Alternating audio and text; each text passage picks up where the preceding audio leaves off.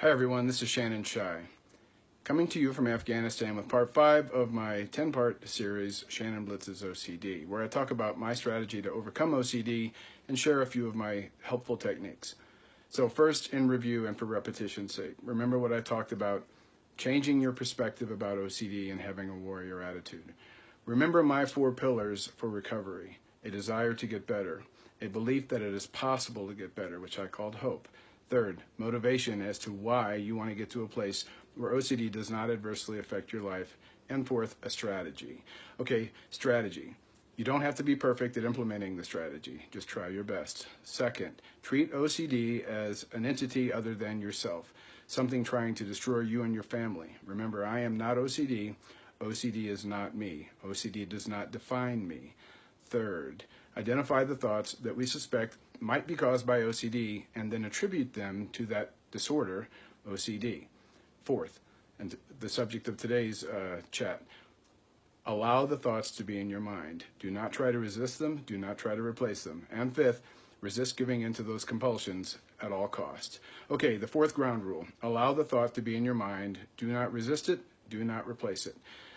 This ground rule was developed based on some basic advice my doctor had given me, telling me, don't resist those thoughts that you think are OCD.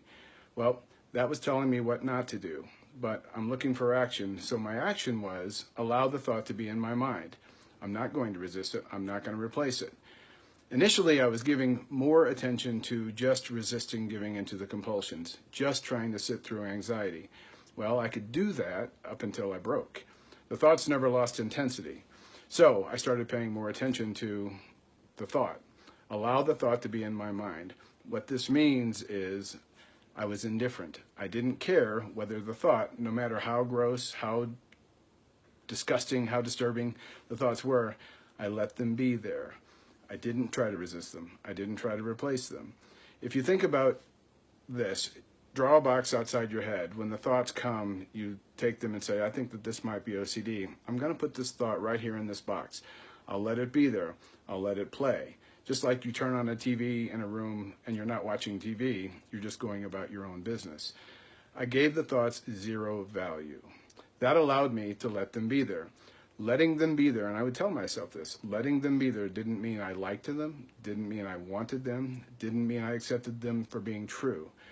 I've heard other strategies where they tell you, hey, just accept that the thoughts were true. If that works, fine.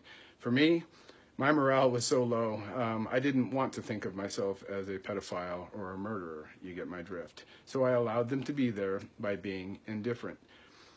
The movie A Beautiful Mind with Russell Crowe is about a professor of economics who had schizophrenia. There's a scene at the end of the movie where the professor walks out of academic hall and he's successfully functioning despite the fact that he has schizophrenia.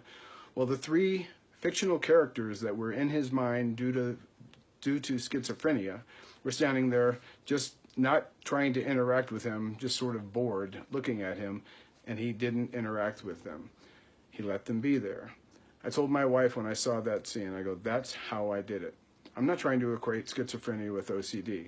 But that's exactly what I did. I allowed the thoughts to be in my mind. Next time we're going to talk about the 5th ground rule, resisting those compulsions, no matter what the cost. All right, until then, I want you to have a safe day, and I'll talk to you tomorrow. Bye-bye from Afghanistan.